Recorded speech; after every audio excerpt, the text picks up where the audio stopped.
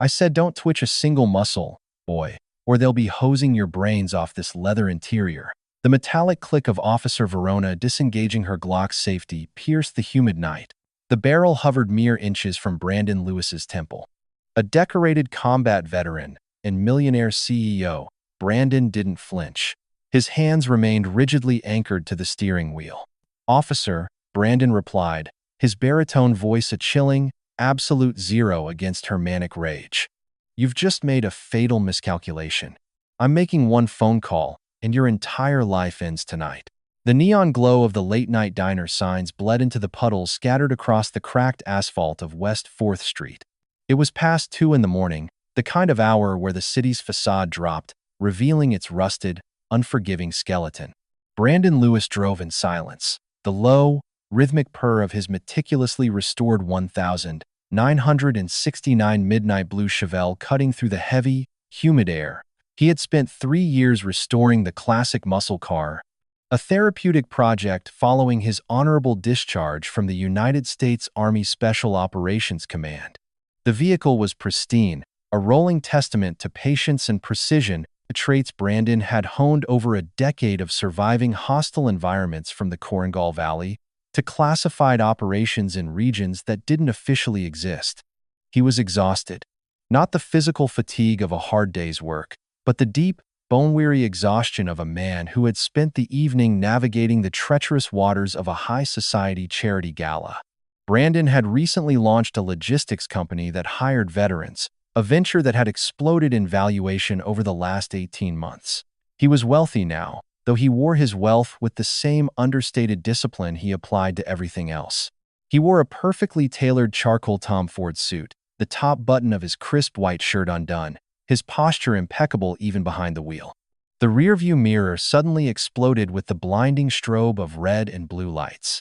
Brandon's eyes flicked to the mirror.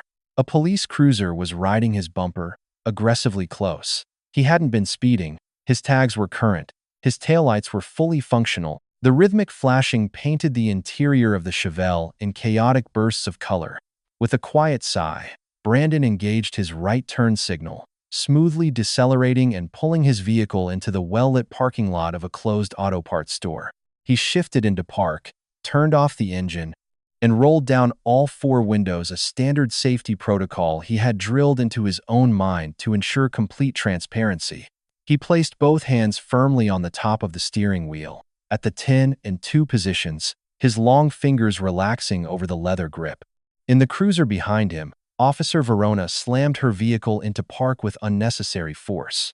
She was a 15-year veteran of the force, a woman whose career had plateaued a decade ago due to a long string of excessive force complaints that had mysteriously vanished from her permanent record. Verona was a powder keg of unresolved anger and deeply ingrained prejudice, masking her insecurities behind the heavy badge pinned to her chest. Beside her sat Trevor, a rookie barely 6 months out of the academy, his face pale and eyes wide in the strobing light. "Look at this," Verona sneered, unbuckling her seatbelt. Her hand instinctively drifted to the heavy flashlight on her belt, though her eyes were locked on the sleek, expensive lines of the Chevelle. "You see this, Trevor? Midnight in this neighborhood, driving a 60 grand classic. You think a guy like that earned it?" Trevor blinked, confused. "Maybe he's just heading home, Verona." The plates came back clean. Registered to a Brandon Lewis. No outstanding warrants. "Clean plates don't mean a clean driver, rookie," Verona snapped, her tone dripping with venomous certainty. "It means he hasn't been caught yet. I know his type. Arrogant. Thinks the rules don't apply. I'm going to teach him a lesson in respect." Verona stepped out of the cruiser, the heavy thud of her boots echoing in the empty lot. She didn't adopt the standard approach. Instead of keeping a safe distance, she marched aggressively toward the driver's side window, her hand moving from her flashlight to rest intimidatingly on the grip of her holstered 9mm Glock. Trevor scrambled out of the passenger side, staying back near the cruiser's rear quarter panel, his heart hammering against his ribs. He had noticed Verona's escalating aggression over the past few weeks, but tonight, there was a manic gleam in her eyes that terrified him. Across the street, standing under the flickering awning of a closed bodega, Kiara had just finished her late-night shift at the local hospital. A nursing student with a sharp eye and a deep distrust of the local precinct, Kiara paused when she saw the lights. She recognized the aggressive swagger of Officer Verona immediately. Without hesitation, Kiara pulled her smartphone from her pocket, unlocked it, and hit record, zooming in on the interaction.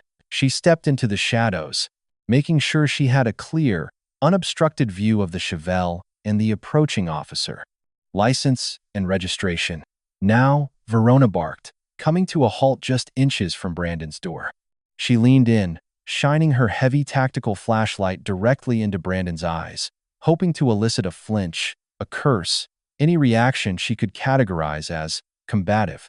Brandon did not blink. He slowly turned his head, looking past the blinding beam to meet Verona's aggressive stare. His heart rate, conditioned by years of combat stress, remained a steady, rhythmic 60 beats per minute. He recognized the hostility instantly. It was a familiar, ugly beast.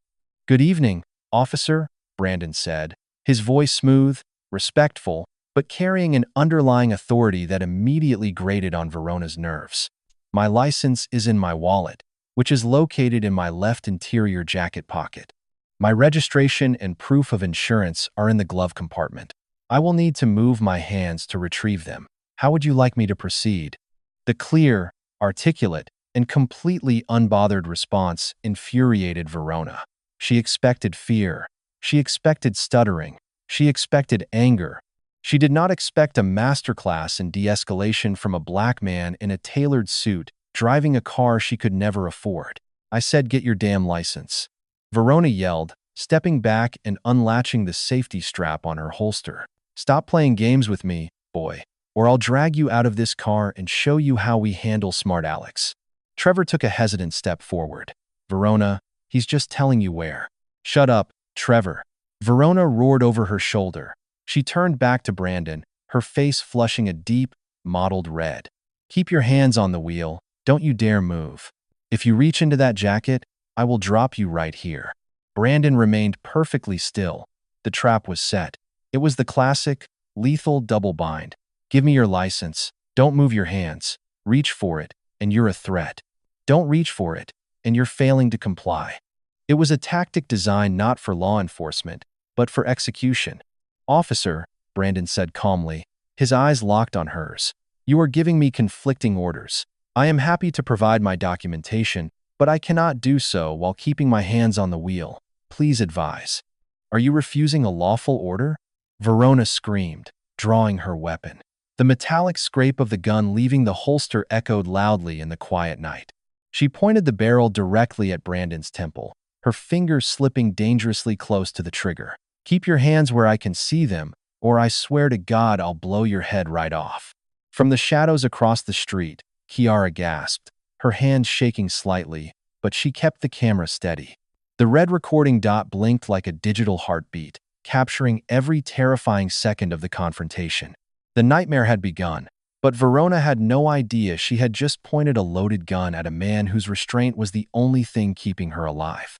The black hollow of the 9mm barrel looked massive, a dark abyss inches from Brandon's face. Time seemed to dilate, stretching seconds into agonizing minutes. In Brandon's mind, a familiar combat overlay descended. He noted the slight tremor in Verona's forearm. She was angry, but she was also running on a chaotic surge of adrenaline. Her stance was bladed incorrectly. Her weight shifted too far forward, making her unbalanced. If he wanted to, Brandon knew 3 distinct ways to disarm her: break her wrist, and have her pinned to the asphalt in under 2 seconds. But doing so would validate her narrative. He would become the violent suspect who assaulted a police officer. So, Brandon chose the hardest tactic of all: absolute stillness. "Officer," Brandon said, his voice dropping an octave, projecting a chillingly calm resonance that contrasted violently with Verona's shrieking. "Your finger is inside the trigger guard. Your weapon is shaking. You are experiencing an adrenaline dump. I am entirely unarmed. I am not a threat to you. Take a deep breath. Don't you dare tell me to breathe." Verona shrieked, pressing the barrel closer until it was an inch from the glass of the window. A bead of sweat rolled down her temple. Her ego was severely bruised. This man wasn't cowering. He was evaluating her. He was looking at her not as an authority figure, but as an unstable hazard. Step out of the vehicle. With your hands up. Step out now. If I open the door, my hands must leave the steering wheel, Brandon reasoned, his voice echoing out into the night. You just explicitly threatened to shoot me if I move my hands from the wheel.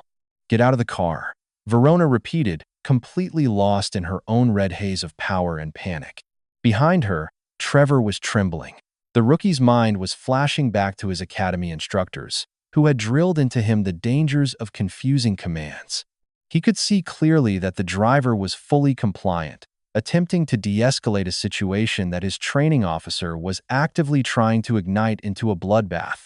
Verona, Trevor said, his voice cracking. He unholstered his radio but didn't press the button yet. Verona, back up. He's got his hands on the wheel. Let's just run his plates through dispatch again. Put the gun down, Verona. I am in command of this scene. Officer. Verona barked at Trevor without taking her eyes off Brandon. He's reaching. I see him reaching. It was a blatant, manufactured lie. Brandon hadn't twitched a muscle. Across the street, Kiara's camera captured the absolute stillness of Brandon's silhouette against the contrasting frantic, twitching aggression of the officer. Kiara zoomed in on Brandon's hands, clearly illuminated by the street lamp, resting motionless on the polished wood and leather of the Chevelle steering wheel. She was crying silently, terrified she was about to witness a murder, but she forced herself to keep the frame steady. The world needed to see this. You are lying to your partner, Brandon stated flatly. It wasn't an accusation, it was an observation. I haven't moved. Officer Trevor, I urge you to turn on your body camera, if it isn't already active. Ensure your microphone is picking this up. Verona's eyes widened. Did you just address my partner? You don't speak to him. You speak to me. I speak to reason, Brandon replied. The air between them was electric, thick with the smell of exhaust and impending violence. Brandon realized that Verona was pushing herself into a corner. She had drawn her weapon without cause, issued conflicting orders, and was now trapped by her own escalating ego. She needed an out, or she was going to pull the trigger simply to justify having drawn the gun in the first place. Listen to me very carefully, Brandon said, his voice cutting through her panic like a scalpel. You have made a catastrophic mistake tonight, but I am going to offer you a way to resolve this without gunfire. I am requesting permission to make one single phone call. My phone is on the passenger seat, clearly visible. I will use voice commands to dial. I will put it on speaker. I will not touch it with my hands. Verona let out a harsh, barking laugh, though her gun didn't lower. A phone call? What do you think this is? A movie? You think you get a phone call on the side of the road? Who are you going to call, boy? Your mama? Some ambulance-chasing public defender who's going to tell you to stop crying and step out of the car? I am going to call my attorney, Brandon said, the word attorney carrying a heavy, weighted double meaning that Verona entirely missed. And I highly suggest you let me make that call, Officer Verona. Because if you pull that trigger, you won't just lose your badge. You will spend the rest of your natural life in a federal penitentiary. Verona scoffed, a twisted smile pulling at the corner of her mouth. The sheer audacity of the man amused her sick sense of superiority. She felt untouchable. She had the badge, she had the gun, and she had the union behind her. She had buried complaints worse than this. You know what? Verona mocked, taking a half step back but keeping the gun raised. Go ahead. Call your little lawyer. Put it on speaker. Let's hear what some two-bit strip mall attorney has to say when I tell him his client is resisting arrest and assaulting an officer. Trevor looked on in horror. Verona, what are you doing? Just let him get out of the car. Quiet. Trevor, let the man make his call, Verona sneered. I want to hear him cry for help. Brandon didn't move his hands from the wheel.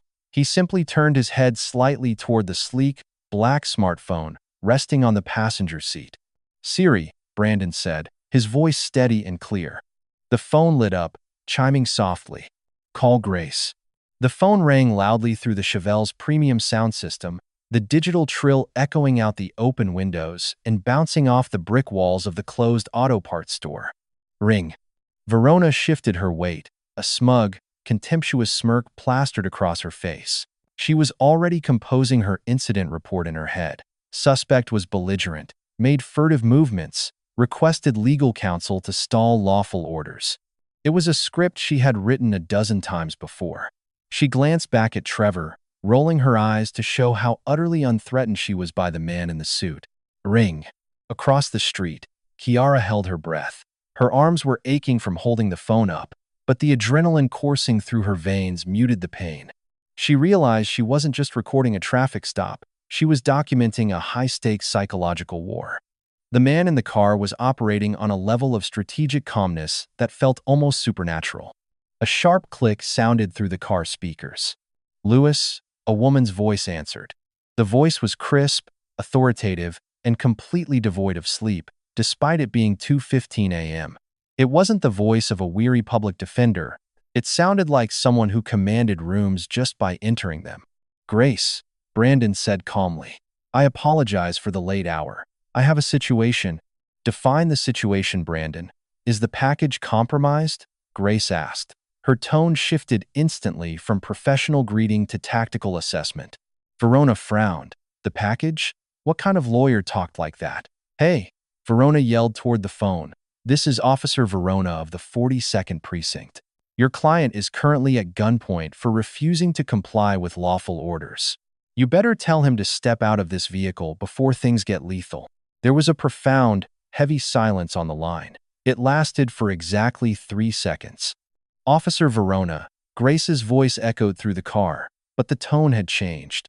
The crispness was gone, replaced by a dark, terrifying gravity. It was a voice that commanded absolute power. "Did you say your name is Officer Verona? Badge number 8842? Verona faltered, her grip on the gun slipping a fraction of an inch.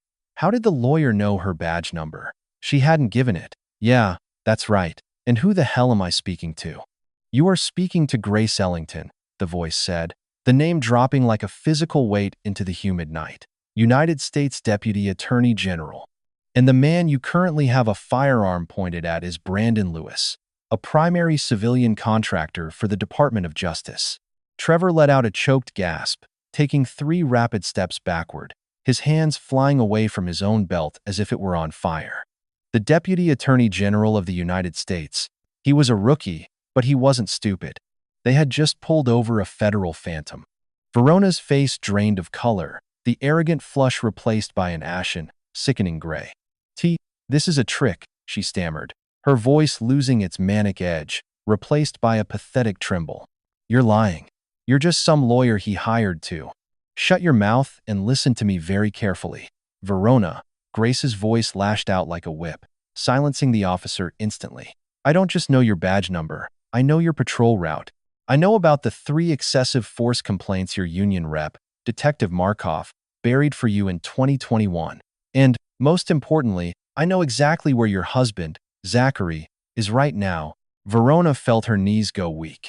The gun in her hand suddenly felt like a 1,000-pound anvil. "Zachary?" she whispered, the name barely escaping her lips.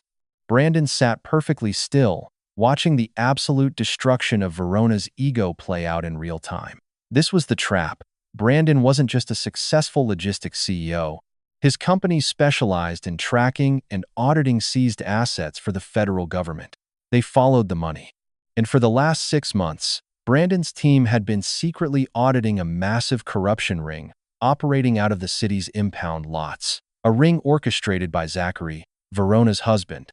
"Your husband, Zachary," Grace continued, her voice echoing mercilessly in the quiet parking lot, "has been running a racketeering operation, stealing high-value seized vehicles, altering their VINs, and shipping them overseas.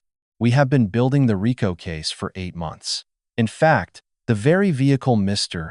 Lewis is driving right now, the 1969 Chevelle, is a bait car equipped with state-of-the-art surveillance and telemetry, signed out from federal lockup to map Zachary's spotters." Verona couldn't breathe. The air felt thick, suffocating. She looked at the Chevelle. She had pulled it over because it was a nice car driven by a black man in a rough neighborhood. She thought she was establishing dominance. Instead, she had walked directly into the jaws of a federal trap, triggering a confrontation with the very man investigating her family's criminal empire. "Right now," Grace said, her voice dropping to a terrifyingly calm register. FBI tactical units are breaching the front door of your home in the suburbs. Zachary is currently being placed in zip ties. Your daughter, Sienna, has been safely escorted to a neighbor's house by a female agent. Your bank accounts have just been frozen under federal forfeiture laws. Your life, as you knew it 10 minutes ago, is over. Verona let out a ragged, pathetic sob. The gun wavered, dipping toward the asphalt. Officer Trevor. Grace's voice called out through the speaker. Trevor snapped to attention, his voice shaking. Yes, ma'am? I am officially ordering you, under federal authority, to disarm Officer Verona immediately. Secure her weapon and place her in handcuffs. Federal agents are exactly 2 minutes away from your location to take custody of her. If she resists, you are to use whatever force is necessary. Do you understand? Trevor didn't hesitate. The absolute terror of the situation overrode his academy deference to his senior officer. He drew his own weapon and pointed it directly at Verona's back. Verona, Trevor said, his voice dropping into a hardened command he didn't know he possessed. Drop the weapon. Drop it right now, or I will shoot you. Verona stood frozen, trapped between the man she had tried to victimize and the rookie she had spent weeks bullying. The realization of her utter, complete destruction washed over her. It wasn't just her career. It was her freedom. Her husband's freedom. Her entire corrupt, prejudiced life, dismantled in a single 3-minute phone call. Her fingers went numb. The 9mm Glock slipped from her grasp, clattering loudly onto the asphalt. She collapsed to her knees, burying her face in her hands, letting out a wail of absolute despair. Brandon calmly reached over and pressed the red button to end the call. The silence that rushed back into the parking lot was deafening. He opened the door of the Chevelle and stepped out, adjusting the cuffs of his Tom Ford suit. He looked down at the sobbing officer on the ground, feeling no pity, only the cold, hard satisfaction of karma delivered. Across the street, Kiara finally lowered her phone, her hands trembling uncontrollably. She had captured every second of it. The world was about to see exactly what happened when arrogant, unchecked prejudice pulled a gun on the wrong man. And the night was far from over. The adrenaline in Kiara's veins felt like crushed glass, sharp and electrifying, as she sprinted the remaining 3 blocks to her cramped apartment. The night air, previously thick with humidity, now felt cold against the sweat dripping down her neck. She didn't look back. Her mind replayed the metallic scrape of Officer Verona's gun leaving its holster, the terrifyingly calm baritone of Brandon Lewis, and the surreal, booming voice of the Deputy Attorney General. Kiara knew the unwritten rules of her neighborhood. You don't cross the 42nd precinct, and you certainly don't hold evidence against them. But the absolute injustice she had just witnessed overrode her self-preservation. Bursting through her apartment door, Kiara slammed the deadbolt shut, her chest heaving. Her roommate, a fellow nursing student, was fast asleep, oblivious to the fact that their living room was about to become ground zero for a national scandal. Kiara didn't bother turning on the main lights. She dropped into her desk chair, the glow of her laptop screen illuminating her tear-streaked face, and plugged her phone in. Her hand shook violently as she pulled up the video file. It was exactly 4 minutes and 12 seconds long. She hit play, muting the audio so she wouldn't wake her roommate. But the visuals alone were enough to make her stomach churn. The footage was undeniably flawless. The street lamp had perfectly backlit the scene, turning Brandon's Chevelle into a stage. She watched Brandon's absolute stillness, a masterclass in combat discipline, contrasted against Verona's erratic, twitching movements. She saw the rookie, Trevor, retreating in horror. Kiara knew that if she handed this to the local news, it would be buried, or worse, she would be outed. She needed the protection of mass, untraceable distribution. Opening a secure VPN, Kiara routed her IP address through 3 different countries. She created burner accounts on Twitter, Reddit, and a major video sharing platform under the handle West 4th Watcher. She didn't write a sensationalized caption. She didn't need to. She simply titled it, "I swear to God I'll blow your head right off. 42nd Precinct Officer pulls gun on compliant driver." At 2:48 a.m., she hit upload simultaneously across all platforms. For the first 20 minutes, nothing happened. The video sat in the digital abyss, accumulating a meager 12 views. Kiara sat in the dark, chewing her thumbnail, a creeping sense of dread washing over her. What if no one cared? What if this was just another drop in the ocean of internet noise? Then, the algorithmic spark ignited. A prominent civil rights attorney on the West Coast, awake late prepping for a trial, stumbled across the Reddit post. He recognized the tactical nightmare of Verona's conflicting orders instantly. He retweeted the video to his 800,000 followers with a single word, executioner. The metrics on Kiara's screen began to spin like a slot machine. From 12 views, it jumped to 1,000, then 10,000. By 3:30 a.m., the video had crossed 500,000 views. The comments section was a tidal wave of outrage and shock. Viewers were dissecting every frame. Veterans flooded the threads, pointing out Brandon's rhythmic breathing and impeccable discipline under the threat of lethal force. Legal experts were losing their minds over the audio of Grace Ellington, the Deputy Attorney General, dropping the federal hammer. The sheer, cinematic karma of the interaction was too potent for the internet to ignore. By 4:15 a.m., the hashtag number badge 8842 and number the Chevelle trap were trending worldwide. In the opulent, high-rise penthouse of the city's police commissioner, a secure red phone began to ring, violently shattering the quiet night. The commissioner, a man deeply focused on optics and currently eyeing a run for mayor, groggily answered. It was his deputy head of public relations, sounding completely breathless. "Sir, turn on the news. Any channel, right now," the PR head pleaded. "We have a catastrophic incident out of the 42nd. An officer held a DOJ contractor at gunpoint. The entire thing is on video.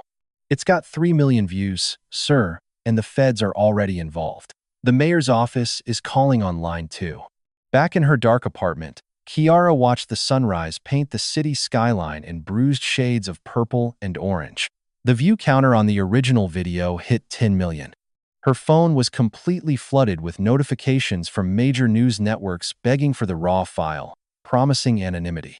She leaned back in her chair, exhausted but resolute. Verona had thought she was the predator in the dark. She had no idea the whole world was now watching her prey.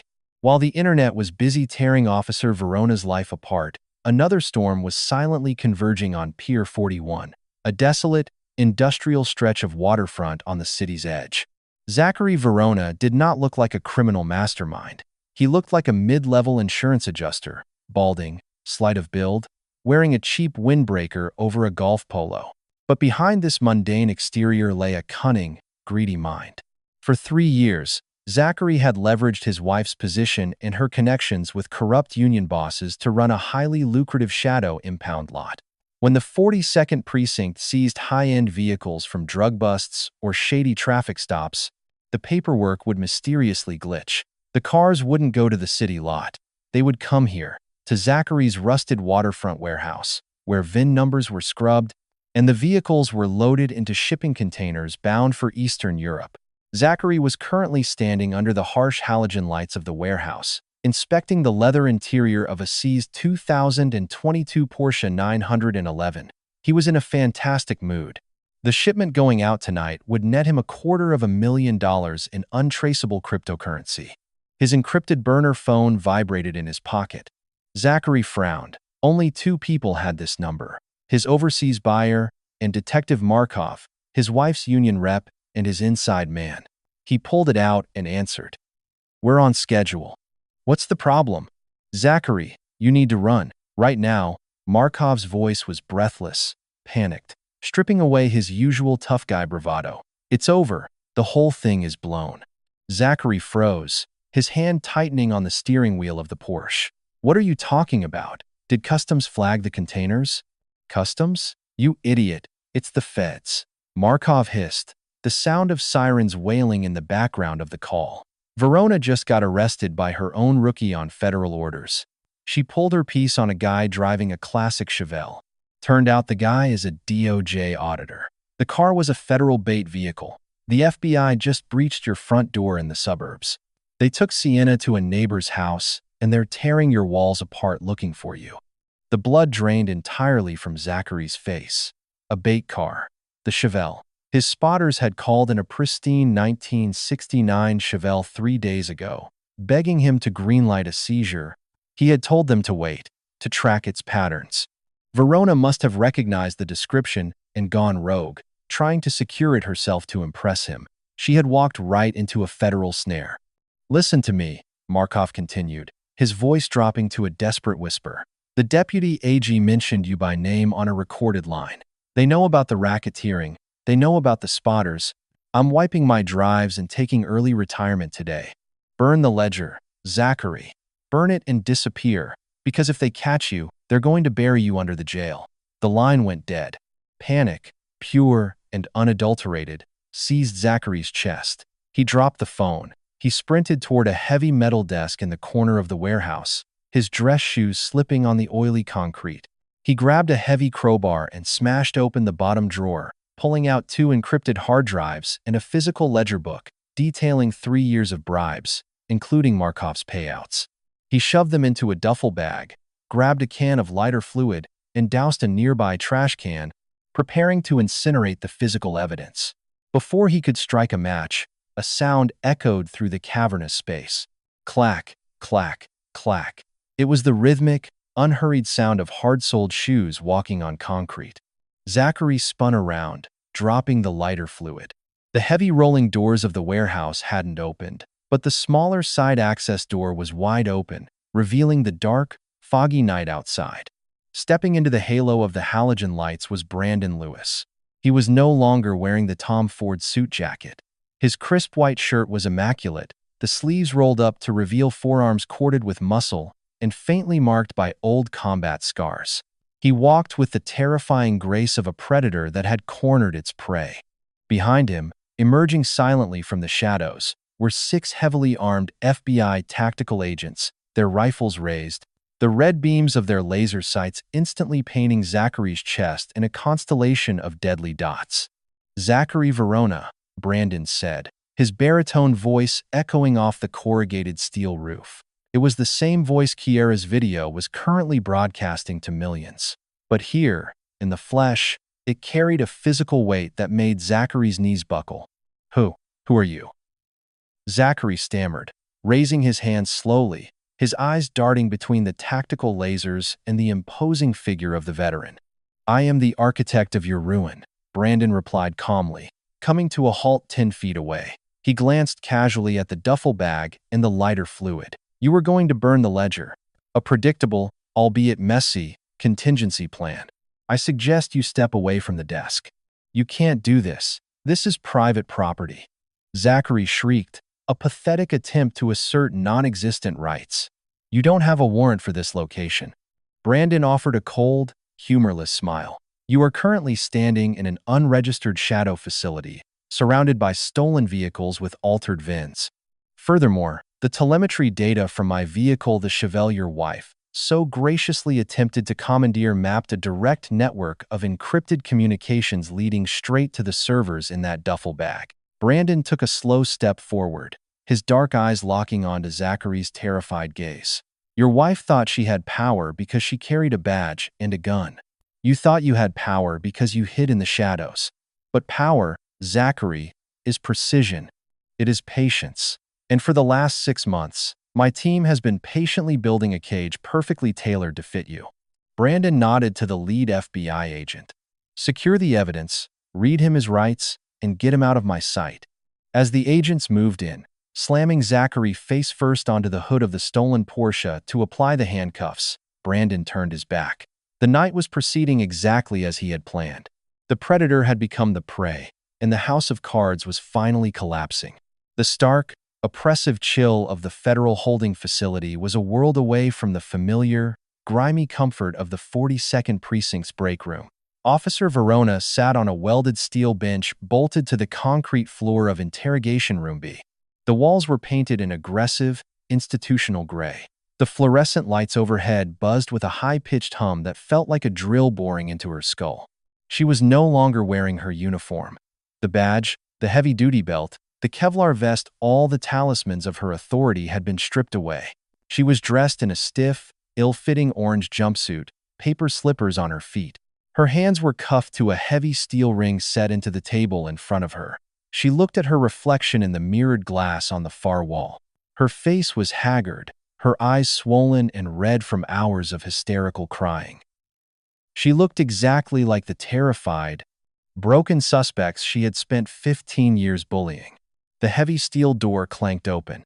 Verona looked up, a desperate glimmer of hope sparking in her chest. Detective Markov walked in.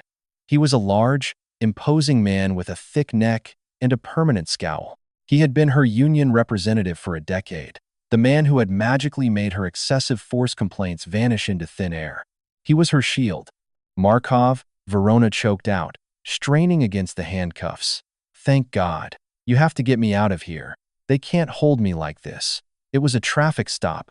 The guy was non-compliant. I had every right to draw my weapon. Call the union lawyers. We need to file an injunction against. Shut up, Verona, Markov said. The sharpness of his tone was like a physical blow. Verona blinked, confused. Markov didn't sit down. He stood near the door, keeping his distance, looking at her not as a fellow officer, but as a contagion. He was sweating profusely, dabbing his forehead with a crumpled handkerchief. Markov? What's going on? She whispered. What's going on is that you're a dead woman walking. Markov spat, his voice trembling with a mixture of rage and fear. Do you have any idea what you've done? That little traffic stop of yours? Some nurse across the street recorded the whole thing in 4K. It's on the internet, Verona. It's got 20 million views. The mayor is on television right now, calling you a disgrace to the uniform and demanding your immediate termination. Verona felt the air evacuate from her lungs. A video? No. Trevor had his body cam off. I made sure. The union is dropping you, Verona, Markov interrupted, his words cold and final. We are officially severing all ties. We will not provide legal counsel. We will not support your pension claims. The police chief has already signed the paperwork. You're fired. You aren't a cop anymore. You're just a liability. You can't do that. Verona screamed, the chains of her cuffs rattling violently as she tried to stand up. I know things, Markov. I know about the impound lot. I know about the cuts you took from Zachary. If you leave me here, I swear to God, I will drag you down with me. Markov's face turned an ugly shade of purple. He took a menacing step toward her, but before he could speak, the interrogation room door swung open again. Grace Ellington stepped into the room. The Deputy Attorney General of the United States did not look like she had been awake all night. She was impeccably dressed in a tailored navy suit, carrying a thick manila folder. The air in the room seemed to drop 10 degrees the moment she entered. She emanated an aura of absolute, crushing authority. Grace looked at Markov, her eyes sweeping over him with complete disdain. Detective Markov, I was unaware the union provided emotional support visits for terminated employees. Unless, of course, you are here to confess to your involvement in the racketeering charges? Markov swallowed hard, his tough guy facade crumbling entirely under Grace's gaze. No, ma'am, I was just leaving. He didn't look at Verona as he practically sprinted out of the room, the heavy door slamming shut behind him. Grace walked to the table and sat down opposite Verona. She placed the thick manila folder on the metal surface and opened it, revealing dozens of glossy photographs, bank statements, and transcripts. Let's talk about your future, Mrs. Verona, Grace said, her voice smooth, calm, and terrifyingly polite. She emphasized the word Mrs. to explicitly remind Verona that she was no longer an officer of the law. Where is my husband? Verona sobbed, her spirit completely broken by Markov's betrayal. Where is Sienna? Your daughter is currently in the custody of Child Protective Services, pending placement with your sister in Ohio, Grace replied, not looking up from her files. Your husband, Zachary, is in the cell block directly beneath us. He was apprehended 2 hours ago at Pier 41 by a federal task force led by Mr. Brandon Lewis. We caught him attempting to destroy the central ledger of his impound ring. Grace slid a photograph across the table. It showed Zachary in handcuffs, pinned against a stolen Porsche, looking utterly defeated. Verona stared at the photo, a low, keening wail escaping her throat. It was all gone. Everything she had built, everything she had stolen, evaporated in the span of a few hours because she couldn't control her own bigotry on a routine traffic stop. You are currently facing charges of aggravated assault with a deadly weapon, civil rights violations under color of law, and conspiracy to commit racketeering, Grace listed off, her tone clinical. Given the video evidence and the physical evidence recovered from Pier 41, you are looking at a mandatory minimum of 25 years in federal prison. Zachary is looking at 40. Grace leaned forward, folding her hands neatly on top of the folder. She looked directly into Verona's bloodshot eyes. However, Grace said softly, the silence in the room hanging thick and heavy. The Department of Justice is less interested in the foot soldiers and far more interested in the generals. I am offering you a singular, non-negotiable plea deal. Verona stopped crying, her breath hitching. A deal? You and Zachary will plead guilty to all charges. In exchange for a reduction of sentence to 5 years in a minimum security facility and the eventual reunification with your daughter, you will both provide full, sworn testimony against the entire chain of command at the 42nd Precinct, Grace stated. You will give me Detective Markov. You will give me the precinct captain who looked the other way. You will give me every corrupt union boss who took a dime from that impound lot. Verona's eyes widened in horror. If I do that, if I rat on the union, I'll be a target for the rest of my life. They'll kill me. Grace stood up, closing the folder with a sharp snap. She looked down at the ruined woman cuffed to the table, feeling absolutely no sympathy. You should have thought about the consequences of your actions before you pointed a loaded gun at an innocent man's head, Mrs. Verona, Grace said coldly. You have exactly 1 hour to make your decision. After that, the deal is off the table, and I will personally ensure you die in a concrete box. Grace turned and walked out of the room, leaving Verona alone in the deafening hum of the fluorescent lights, trapped in a nightmare of her own making. The fallout from Kiera's viral video was not measured in days, but in terrifying, chaotic hours. As the sun climbed higher over the city, casting harsh daylight on the corruption of the 42nd Precinct, Detective Markov was in full panic mode. He had spent the last decade acting as the impenetrable shield for dirty cops, skimming off the top of Zachary's impound racket to line his own offshore accounts. Now, with Verona in federal custody and Zachary caught red-handed, Markov knew the DOJ would be looking for the head of the snake. Inside his heavily fortified, soundproofed office at the precinct, Markov was frantically shoving stacks of bound $100 bills and a collection of falsified passports into a leather duffel bag. He had a private charter booked out of a small airfield across state lines, scheduled to depart in exactly 3 hours. He just needed to tie up one massive, glaring loose end, Officer Trevor. Markov knew the rookie was the weak link. Trevor had been in the passenger seat. He had drawn his weapon on his own training officer. If the feds broke Trevor, they wouldn't even need Verona's plea deal to secure a grand jury indictment against the precinct brass. Pulling a burner phone from his desk drawer, Markov dialed the number of 2 highly paid fixers ex-mercenaries who handled the precinct's dirtiest problems. I need the rookie silenced. Markov growled into the receiver, his voice tight with desperation. Trevor, he's being held at the DOJ safe house downtown. Neutralize him before he gets in front of a federal judge. Do whatever it takes. What Markov didn't know was that he was already playing a game that had ended 12 hours ago. Across town, in the sterile, hyper-secure sub-basement of the federal courthouse, Officer Trevor sat across a polished mahogany table from Deputy Attorney General Grace Ellington and Brandon Lewis. Trevor was pale, his hand shaking slightly as he clutched a paper cup of lukewarm coffee. He had barely slept, his mind reeling from the transition from a naive beat cop to the star witness in the biggest federal corruption case of the decade. They're going to kill me, Trevor whispered, his eyes darting to the locked steel door. Markov, the captain, the union. You don't understand how deep this goes, ma'am. They have eyes everywhere. Brandon, dressed in a sharp navy suit, leaned forward, his presence a stabilizing, gravitational force in the room. You are under the protection of my private security detail, Trevor. These are men who held perimeters in Fallujah.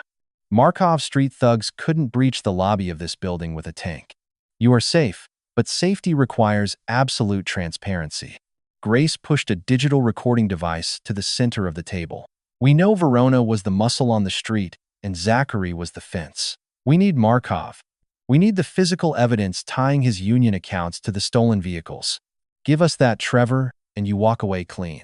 We will place you in witness protection, or we can fast-track your transfer to a federal agency. The choice is yours. Trevor looked at the recorder. A deep, heavy silence filled the room. Then, slowly, the rookie reached into his boot, pulling out a small, encrypted flash drive he had hidden in the lining. When I first got assigned to Verona, Trevor said, his voice cracking but gaining strength, I knew something was wrong. She was too aggressive. The arrests were too convenient. So, I started keeping my own body cam running on a delay. I recorded the conversations in the cruiser when she thought it was off. I recorded Markov visiting her at the precinct, explicitly detailing how to falsify the seizure reports for the high-end cars. It's all on here. Audio, video, and badge numbers. Grace Ellington's eyes widened slightly, a rare show of emotion for the ice-cold attorney. Brandon smiled, a slow, predatory grin. The rookie hadn't just provided a nail for Markov's coffin. He had delivered the entire cemetery. At that exact moment, Brandon's earpiece crackled. It was the lead of his tactical security team posted at the safe house's decoy location. Boss, the voice whispered in Brandon's ear. 2 tangos just breached the decoy hotel room. Armed, suppressed weapons. We have them pinned and disarmed. They're singing like birds. Markov sent them. Brandon tapped his earpiece, acknowledging the transmission. He looked at Trevor, his expression softening with a profound respect. You made the right choice, son. Because Markov just tried to have you assassinated. The board is set. It's time to sweep the pieces. Officer Verona sat in interrogation room B, the clock on the wall ticking down the final seconds of her 1-hour ultimatum. The suffocating reality of her situation had completely broken her. Her arrogance, her prejudice, her belief that the badge made her a god, all of it had been crushed under the overwhelming weight of federal justice. When Grace Ellington walked back into the room, Verona didn't hesitate. With trembling hands and tears streaming down her face, she grabbed the cheap plastic pin and signed the plea agreement, essentially signing away the rest of her life to ensure she wouldn't die in a maximum security cage. I signed it, Verona sobbed, pushing the paper across the table. I'll give you Markov. I'll give you everyone. Just please, let me see my daughter. Grace picked up the document, reviewing the signature with cold detachment. Your cooperation has been noted, Mrs. Verona.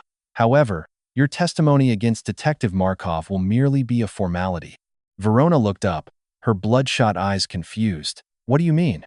I mean, Grace said, stepping aside as the steel door opened to reveal Brandon Lewis, that we don't need you to bring down the union. Your rookie already did. Verona let out a strangled gasp, the final shred of her ego disintegrating. Trevor, the kid she had bullied, belittled, and forced to cover up her abuses of power. He was the one holding the axe. You are no longer the star witness, Verona, Brandon said, his baritone voice devoid of sympathy. You are just another criminal in an orange jumpsuit. Your plea deal remains, but you have no leverage. Enjoy the next 5 years. As Verona buried her face in her hands, weeping uncontrollably, the true vengeance of the operation was unleashed across the city. At precisely 1 p.m., an armada of black SUVs surrounded the 42nd precinct. Over 200 heavily armed FBI agents, backed by tactical units, swarmed the building. The raid was massive, coordinated, and utterly humiliating for the corrupt officers inside. Detective Markov had just zipped his duffel bag full of cash when the heavy oak door to his office was blown off its hinges by a breaching charge. He reached for his service weapon, but before his fingers could graze the grip, 3 laser sights were painted directly on his forehead. He was tackled to the floor, his face smashed into the linoleum, his hands violently zip-tied behind his back. Across the precinct, officers who had looked the other way, who had taken cuts from Zachary's impound lot, and who had actively protected Verona's brutality, were stripped of their badges, and perp walked out the front doors. Local news helicopters hovered overhead, broadcasting the historic purge live to millions of viewers. The captain of the precinct was arrested in the middle of a damage control press conference, the FBI placing him in handcuffs right in front of the flashing cameras. The digital wildfire Kiara had started the night before had culminated in an absolute, undeniable inferno of justice. Meanwhile, Kiara sat in the small campus coffee shop, nervously watching the live coverage of the raid on the television mounted above the counter. She had been terrified that Markov's hackers would find her IP address, that she would be targeted for uploading the video. A man in a perfectly tailored charcoal suit sat down in the booth across from her. Kiara jumped, her eyes widening as she recognized Brandon Lewis from the terrifying footage she had captured. "You don't need to be afraid, Kiara," Brandon said softly, pushing a thick, sealed envelope across the table. "My cybersecurity team scrubbed your digital footprint the moment you uploaded the video. They tried to find you, but they hit a firewall they could never breach." Kiara stared at the envelope. "How did you find me?" "I own the logistics company that handles the federal tracking." Brandon smiled warmly. "I have resources. I came here to say thank you. Your courage in the dark ensured that the light finally hit that precinct." Kiara opened the envelope. Inside was a cashier's check, fully funded by Brandon's veteran charity, enough to cover her entire nursing school tuition, her rent, and living expenses for the next 4 years. A note attached read, "For the watcher in the dark, keep saving lives." Tears filled her eyes, the crushing weight of her financial struggles vanishing in an instant. She looked up to thank him, but Brandon was already walking out the door, blending seamlessly into the bustling city streets. 2 years later, the harsh, glaring sun beat down on the recreation yard of the Alderson Federal Prison Camp in West Virginia. Verona, wearing a faded khaki uniform, pushed a heavy industrial mop across the concrete floor of the visitor center. Her face was gaunt, the fiery arrogance that had once defined her entirely extinguished. She was a ghost, existing in a rigid routine of menial labor and quiet desperation. She paused, wiping sweat from her brow, and glanced at the television mounted in the corner of the room. A national news broadcast was playing. The anchor was discussing the historic drop in police corruption cases in her former city, attributing the reform to the complete dismantling of the 42nd Precinct's union leadership. The screen cut to a ceremony at the Department of Justice. Grace Ellington, recently promoted to Attorney General, was standing at a podium. Beside her stood Trevor, no longer a rookie, but wearing the crisp, authoritative suit of a Federal Bureau of Investigation special agent. He looked confident, having taken his terrifying experience and forged it into a career dedicated to hunting dirty cops. Verona looked away, a bitter, acidic sting of regret burning in her throat. She had lost her husband, who was currently serving 40 years in a supermax facility. She had lost her daughter, who was growing up in Ohio and refused to answer her letters. She had lost everything because she couldn't suppress her racist ego for 5 minutes during a traffic stop. She picked up her mop, the heavy chains of her own karma keeping her anchored to the floor. Hundreds of miles away, the neon glow of the late-night diner signs bled into the puddles scattered across the cracked asphalt of West 4th Street. The low, rhythmic purr of a meticulously restored 1969 midnight blue Chevelle cut through the cool night air. Brandon Lewis drove in comfortable silence. His logistics firm had doubled in size, now officially holding the primary government contract for auditing seized assets nationwide. His team of veterans was thriving, turning the skills they learned in combat into tools for systemic justice. Brandon slowed the Chevelle, pulling up to a red light. He looked out the window, glancing at the empty parking lot of the closed auto parts store where, 2 years prior, a gun had been held to his head. It was quiet now, peaceful. A new police cruiser pulled up in the lane next to him. The officer inside, a young woman, looked over at the classic muscle car. Brandon didn't tense. He didn't prepare a tactical contingency. The officer caught his eye, offered a polite, respectful nod of appreciation for the beautiful car, and drove on when the light turned green. Brandon smiled, the faint glow of the dashboard illuminating the satisfaction in his eyes. He shifted the Chevelle into gear and drove off into the night, the engine roaring a victory song into the darkness. Justice wasn't always swift, and it wasn't always loud. Sometimes, it was just the quiet, unstoppable force of karma, perfectly executed by a man who knew how to wait. If this story of ultimate karma and tactical justice got your blood pumping, Smash that like button and share this video with someone who loves seeing arrogant bullies get exactly what they deserve. Don't forget to subscribe to the channel and hit the notification bell so you never miss out on these intense, real-world revenge stories. What did you think of Brandon's ice-cold response when the gun was drawn? Would you have been able to stay that calm? Drop your thoughts in the comments down below. The moral of the story is simple but profound. True power doesn't come from a badge, a gun, or the ability to intimidate others. True power is patience, discipline, and the quiet confidence of knowing the truth. Prejudice and corruption always build a house of cards, and it only takes one brave person or one perfectly timed phone call to bring the entire empire crashing down. Justice isn't always blind. Sometimes, it's driving a '69 Chevelle. Stay safe, stay vigilant, and we'll see you in the next one.